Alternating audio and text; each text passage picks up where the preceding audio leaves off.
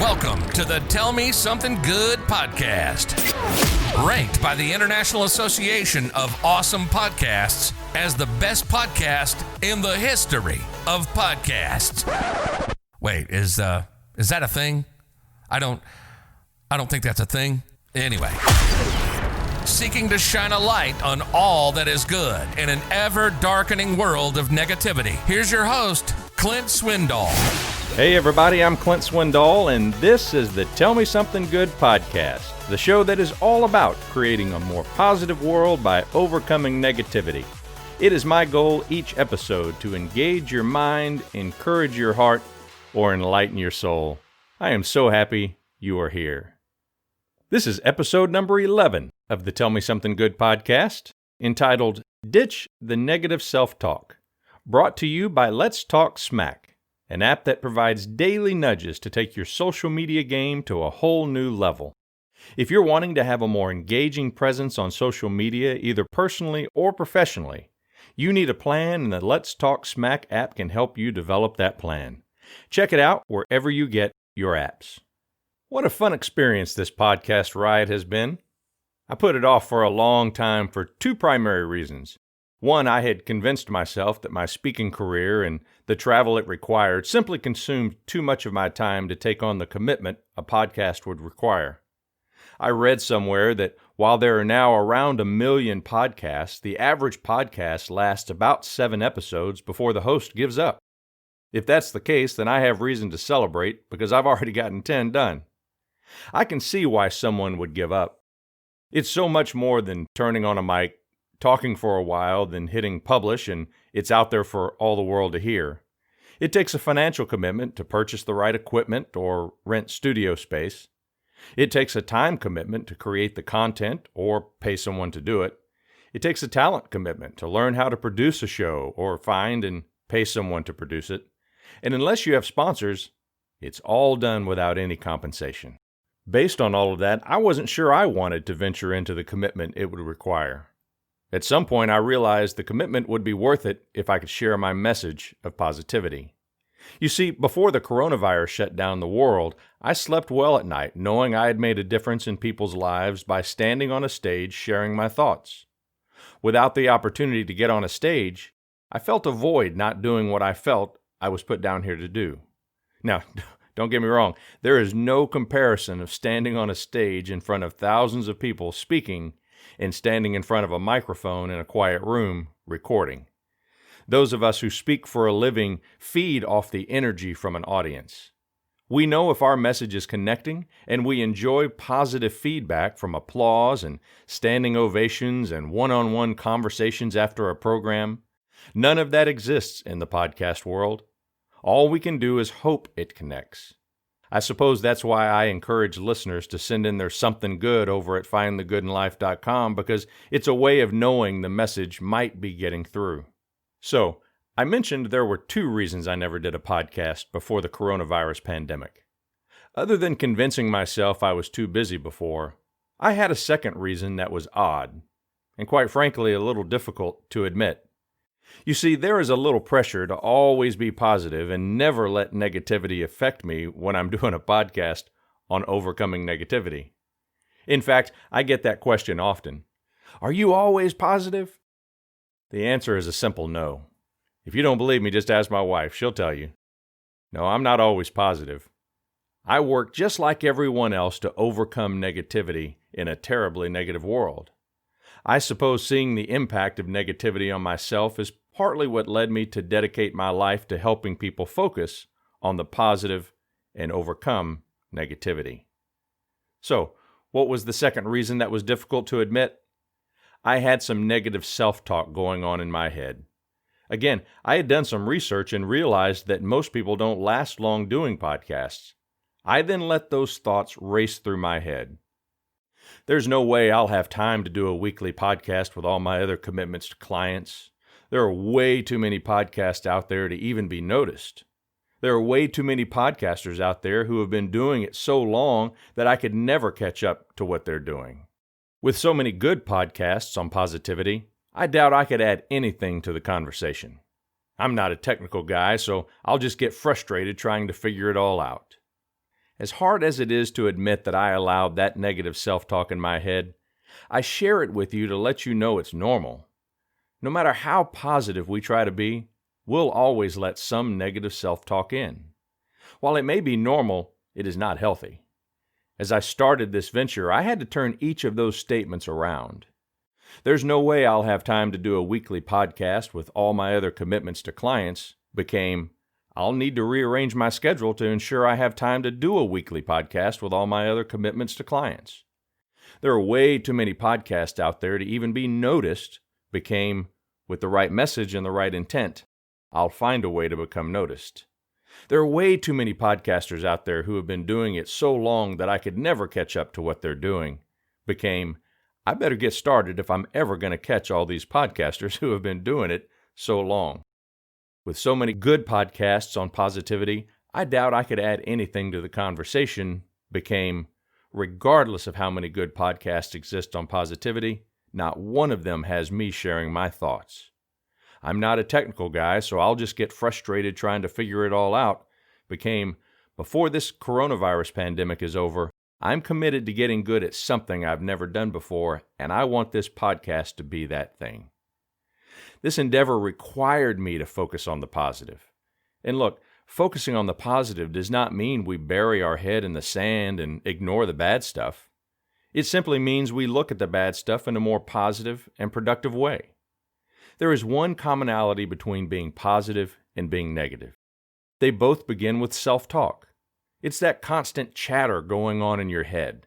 For most people, it's the constant chatter of negativity. It's usually negative because we allow logic to guide our thoughts.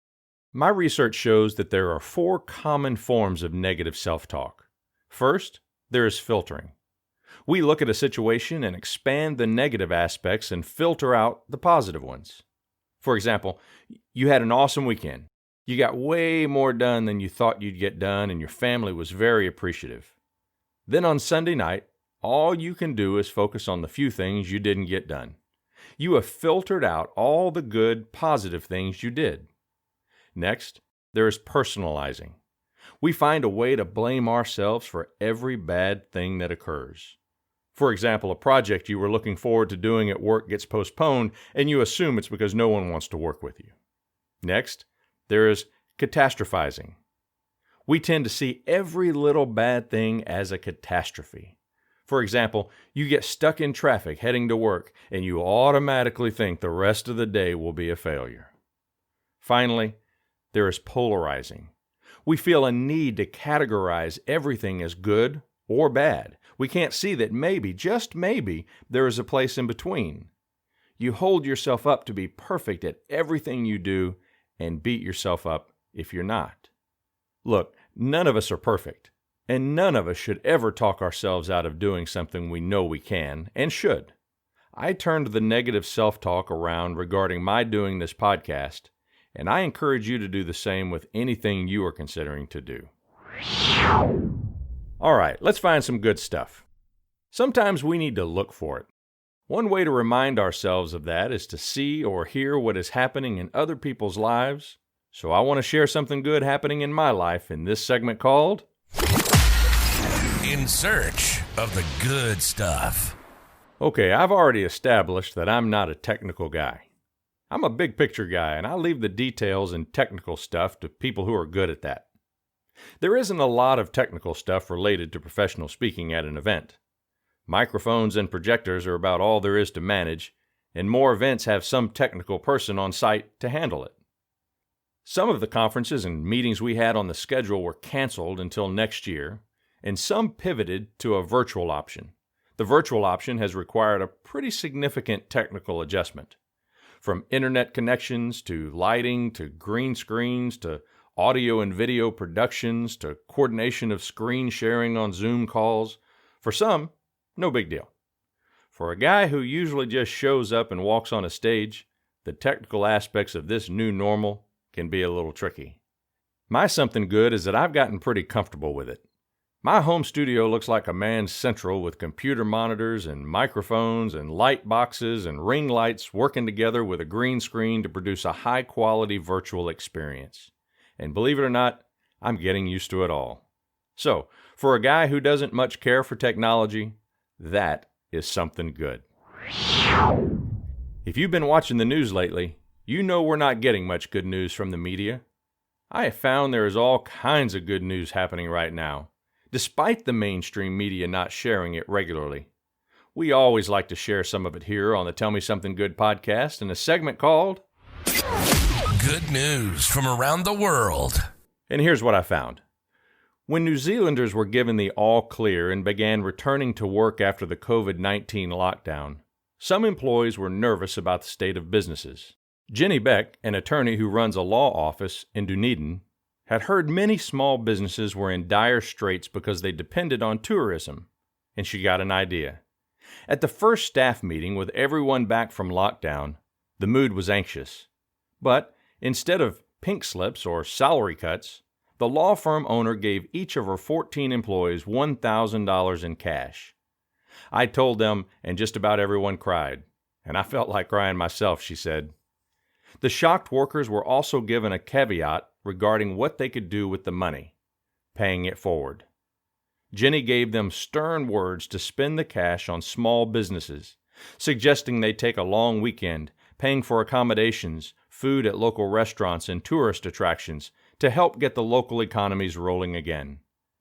I also thought it would be fun in that my staff would be able to report back on their breaks and give everyone a boost.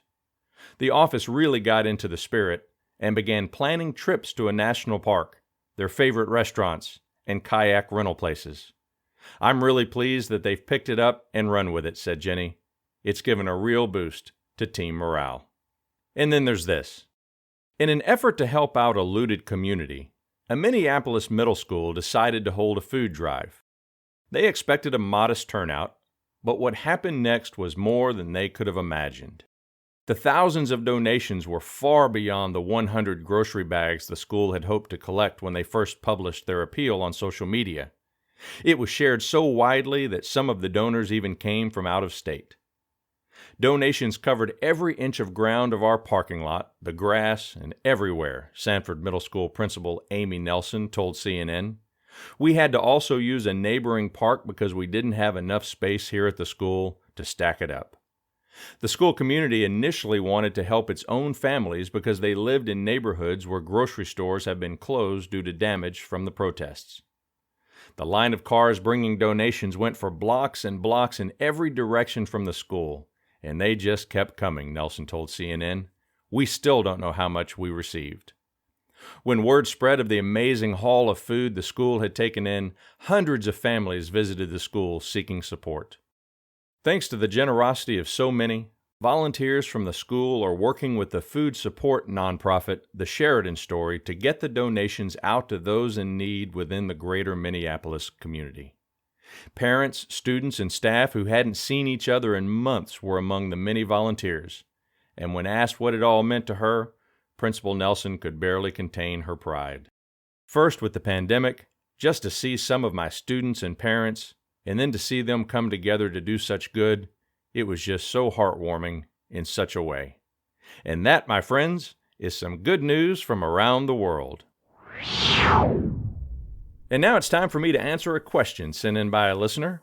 A pretty thought-provoking question I'm happy to answer in this next segment called Ask Clint Anything. Anything. Anything. Anything. This past week I got this email.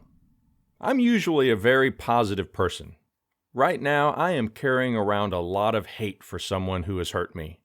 In fact, I'm thinking I would be a better person if I would have never met this guy. Do you ever feel you would have been a better person if you never met someone in your life? Wow, what a question. The quickest and easiest answer is this. I appreciate every single person God has put in my life because I learned something from them all, good or bad. You know, when you look back on your life, it's easy to see life that way. However, when you're right in the middle of a negative relationship or situation, that's certainly not the case. There were a couple people I can think of in my life that I wish I had never met at the time. One was in a business environment. We didn't get along, and I felt his mission in life was to somehow wreak havoc on mine. It was his job to develop me in a development program, and his intent was far from development. It wouldn't have bothered me if I never saw him again after that situation. I couldn't get away fast enough. Over the years, I look back on that situation as being life-changing. I pursued other options as a result of this negative environment, and it put me on the road I'm on today. Without it, there's no telling where I'd be or what I'd be doing. My career would have been completely different. I would have moved to different cities, meeting different people, doing different things. There's a strong chance I would have never met my wife. So I'm not sure if I would have been a better person if I hadn't met him. I certainly would be a different one. And the other was a personal relationship. A girl. You know, that relationship you are convinced is the one, and when it ends you are certain the world is falling apart, until you meet the one later in life that God had picked out for you all along. I'm sure at the time of the breakup I was convinced she was the she-devil, and I probably even thought my life would have been better if I'd never met her. The reality is I became a better boyfriend and now husband to my wife as a result of every relationship I've had over my life. And the same is true for you. There were lessons learned in every single one of them, and as such, we needed them in our lives to help become the people we are today. Thanks for the question. If you ever have questions, jump over to findthegoodinlife.com to find the link to ask questions or just share the good in your life.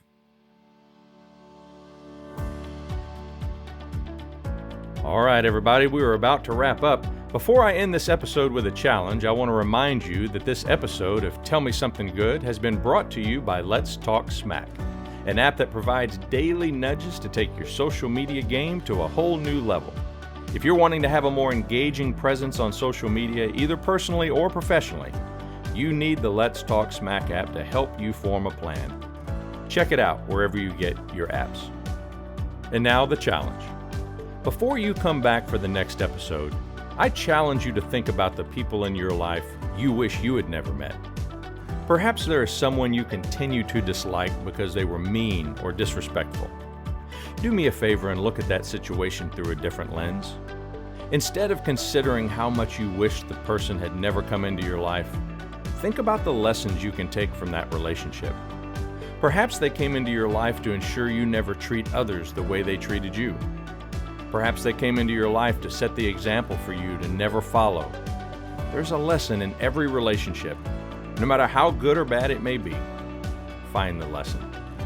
Well, that's all for today's episode of the Tell Me Something Good podcast. I sure hope you'll join us again for the next episode. We're going to do something a little different for one of the segments. Make sure you subscribe to the podcast so you never miss an episode. If you can, leave me a rating and review. Your support can help someone else as we work to spread positivity to the world. To encourage you to leave a review, we're giving something away. If you leave a review, you'll be entered into a drawing for a Tell Me Something Good gift package. The package includes all kinds of awesome stuff, including an array of Tell Me Something Good logoed items, t-shirt, custom challenge coin, all kinds of cool stuff. We'll also include a signed copy of my first book, Engaged Leadership. All you need to do is leave a review and you are entered. However, you are running out of time. We will draw the name of the winner after the 12th episode of the podcast. Also, visit findthegoodinlife.com. While you're there, you can find everything related to Tell Me Something Good, all the links to join us on social media, and a place to share your good stuff or ask questions for the podcast. Thanks for listening. Until next week, I'll be praying for God to bless you in mighty ways. Now, get out there and love on somebody. You've been listening to the Tell Me Something Good podcast. The content of the podcast is meant to engage, encourage, and enlighten you to become more positive.